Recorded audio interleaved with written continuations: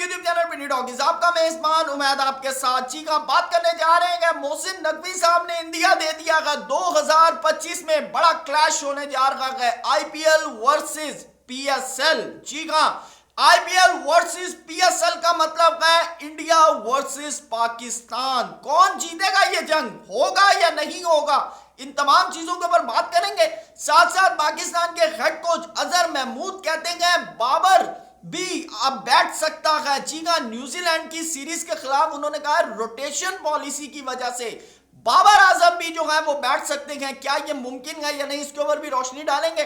साथ साथ आपको बताते चलें शाहीन अफरीदी की इंजरी के हवाले से बड़ी अपडेट दी अजहर महमूद ने, क्या है वो भी डिस्कस करने जाएंगे। और साथ साथ कौन होगा पाकिस्तान टीम का ओपनिंग पेयर, इस हवाले से भी जो अपडेट्स आएंगे उसको भी डिस्कस करेंगे। और साथ साथ पाकिस्तान के साबिक बेहतरीन स्पिनर ने जो है ज्वाइन कर लिया है बांग्लादेश क्रिकेट बोर्ड को, कौन है वो, इसको भी डिस्कस करेंगे। और साथ साथ एशिया कप ने पाकिस्तान और इंडिया की जो जंग है, एशियन क्रिकेट काउंसिल ने आने वाले एशिया कप के हवाले से न्यूट्रल वेन्यू के हवाले से भी जो है अपडेट्स दे दिए हैं। वो कौन से वेन्यूज है इनको भी डिस्कस करने जा रहे हैं। लेकिन सबसे पहले अगर हमारे चैनल पे आप नए आए हैं तो चैनल को सब्सक्राइब जरूर कीजिएगा, वीडियो पसंद आए तो इसको भी लाइक करें, साथ साथ कमेंट सेक्शन में हमें अपनी राय से भी जरूर आगाह कीजिएगा।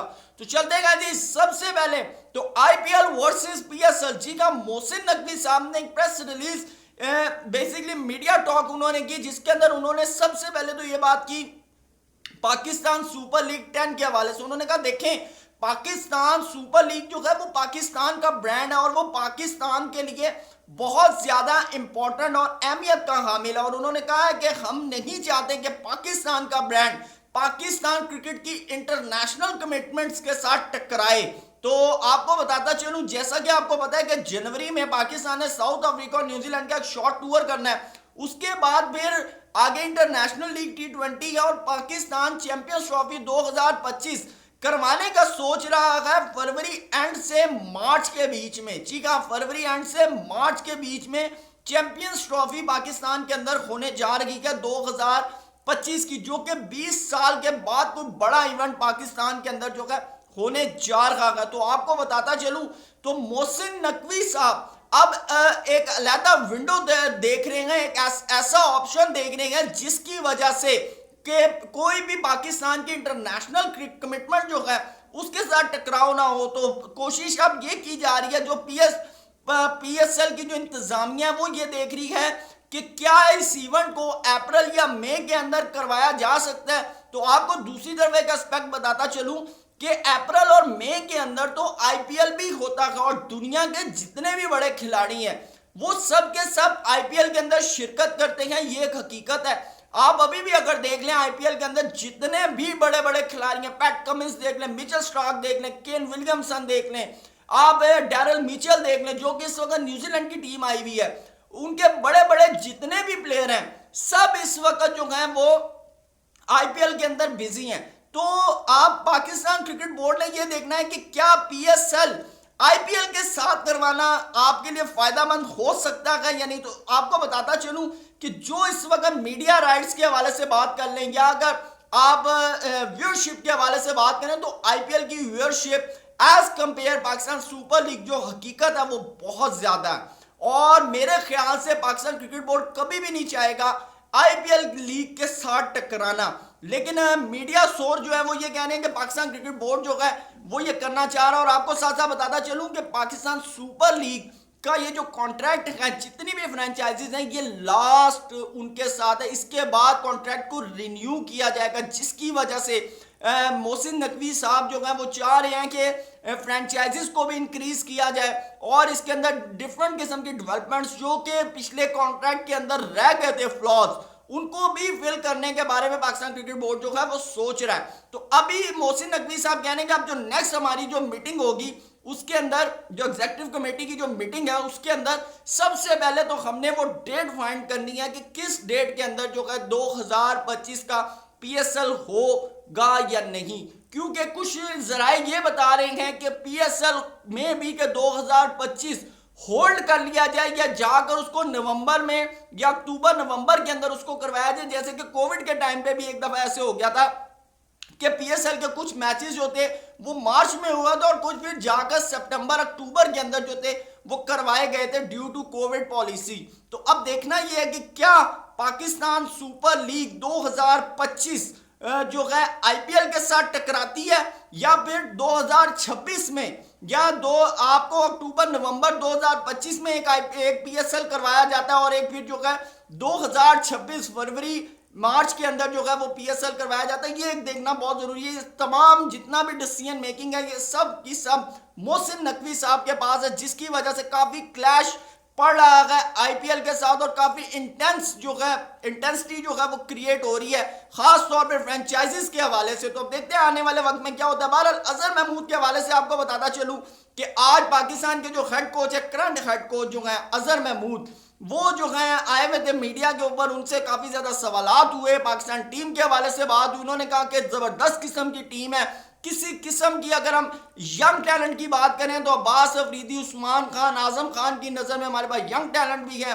एक्सपीरियंस की बात करें तो बाबर आजम, आमिर, इमाद वसीम हमारे पास एक्सपीरियंस प्लेयर भी हैं। और उन्होंने कहा फास्ट बॉलिंग के अटैक की बात करें तो शाहीन, आमिर और हारिस और अगर जमान खान, यानी कि उन्होंने तमाम प्लेयर जो कि सिलेक्ट भी नहीं है उनके हवाले से उन्होंने कहा कि हम इस वक्त 23-24 लड़कों को लेकर चल रहे हैं जिनके ऊपर हमने मेहनत करनी है। आमिर जमाल को उन्होंने बड़ा प्रेस किया, उन्होंने कहा आमिर जमाल के ऊपर काम करने की जरूरत है।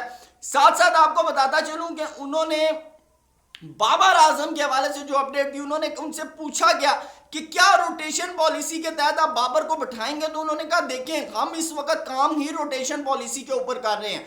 मैं भी कि अगर हमें ये लगा कि बाबर की इस मैच में जरूरत नहीं है तो हम फिर बाबर आजम को बैठाएंगे। लेकिन सवाल ये है कि आपने अभी तक वाइस कैप्टन अनाउंस नहीं किया, आप कैसे बाबर को बैठा सकते हैं। और दूसरी बात है कि 12 मैचेस के बाद आपके सामने T20 वर्ल्ड कप खड़ा हुआ है, आप अपने मेन प्लेयर को कैसे रेस्ट दे सकते हैं और वो भी बाबर आजम जैसे। और दूसरी चीज है, उन्होंने ओपनिंग पेयर के हवाले से उन्होंने कहा देखिए हमारी जो पहली 4 जो स्लॉट्स है ना वो बड़ी कंसेक्टिव और कंफर्म होनी चाहिए कि हमारे जो 4 प्लेयर हैं ऊपर के, इनको कम से कम ये पता हो कि यार हमारा ये ऑर्डर है और हमने इसके ऊपर आके खेलना है। तो अब एक सवाल सामने आ रहा है कि क्या जो है साइम अयूब और रिजवान ओपनिंग करने जा रहे हैं या साइम अयूब और बाबर।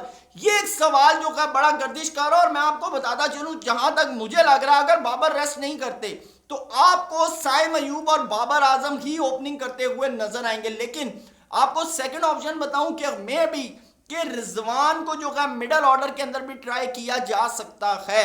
ये भी मैं आपको बड़ी एक न्यूज दे रहा हूं कि रिजवान को मिडिल ऑर्डर में भी जो है वो ट्राई किया जा सकता है, क्योंकि आप ये जो सीरीज खेल रहे हैं ये जस्ट फॉर एक्सपीरियंस खेल रहे हैं। आपने इसके अंदर कॉम्बिनेशंस बनाने हैं कि आपका प्लेयर आपको किस जगह पर जरूरत पड़े आपने उसको वहां खिलाना। और सबसे ज्यादा उन्होंने जोर दिया, उन्होंने कहा हमने वो प्लेइंग 11 बनानी है कि जिसको हमने वर्ल्ड कप के अंदर लड़ाने के लिए उतारना है और जिताने के लिए उतारना है। तो अब देखना यह है कि क्या बाबर आजम जो है वो इन 5 मैचों के अंदर उस रोटेशन पॉलिसी का हिस्सा बनते हैं कि बाबर आजम बैठते हैं या नहीं।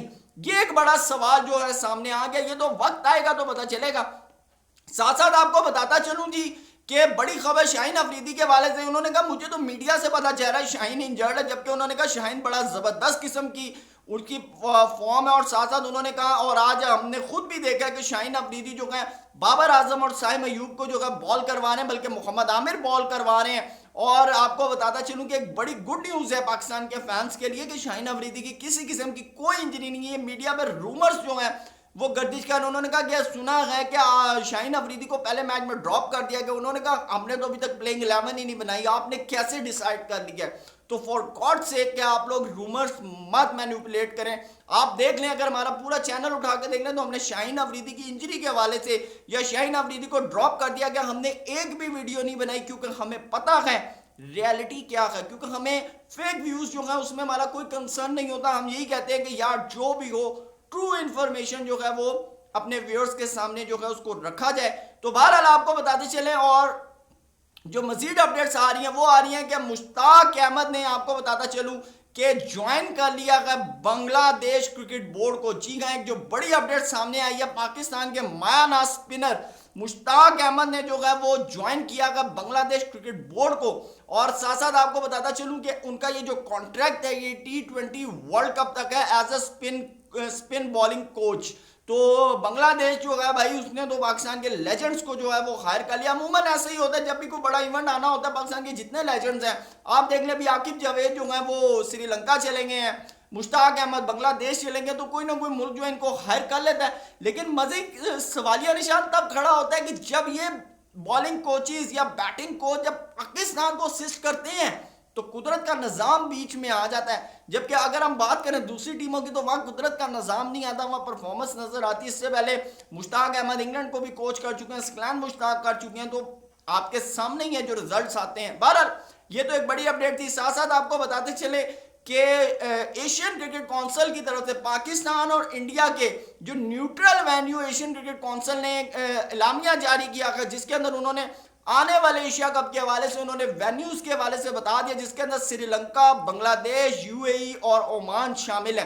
आपको बताता चलूं कि इससे पहले जो ब्रॉडकास्टिंग के $80 मिलियन के जो थे वो साइन थे कॉन्ट्रैक्ट, जिनको अब रिन्यू किया जा रहा है। और ये साथ साथ उनको बताया जा रहा है कि भाई आने वाले टाइम में इन दोनों मुल्कों में अब एशिया कप नहीं है, ठीक है ना। एशिया कप के लिए श्रीलंका है, बांग्लादेश है, यूएई है और ओमान है, ताकि ये जो उनको जो ब्रॉडकास्टिंग के जो उनको जो एक्सपेंस ज्यादा उनका इंक्रीज हो जाता तो उनको माइंड में रहे कि भाई ऐसा कुछ भी नहीं होने वाला। तो लिहाजा अब ये एक बड़ी अपडेट सामने आई है कि ये 4 वेन्यूज हैं फ्यूचर एशियन क्रिकेट काउंसिल ने दे दिया एशिया कप के लिए। तो पाकिस्तान और इंडिया को तो बीच से ही निकाल दिया। और आपको बताता चलूं कि जो $80 मिलियन की जो कॉस्ट है ना, ये जस्ट 3 मैचेस की है, पाकिस्तान वर्सेस इंडिया। जी हाँ, ये 3 मैच इतने इंपॉर्टेंट पाकिस्तान के जो मैचेस होते हैं पाकिस्तान और इंडिया के एशिया कप के अंदर, बल्कि पूरे के पूरे अगर हम एशिया कप की बात करें तो उसके अंदर सबसे इंपॉर्टेंट और हाई रेटेड मैच जो होता है वो पाकिस्तान वर्सेस इंडिया ही होता है। तो वीडियो पसंद आए तो लाइक जरूर कीजिएगा, कमेंट सेक्शन में हमें अपने राय से जरूर आगाह कीजिएगा। Thank you so much, Allah Hafiz.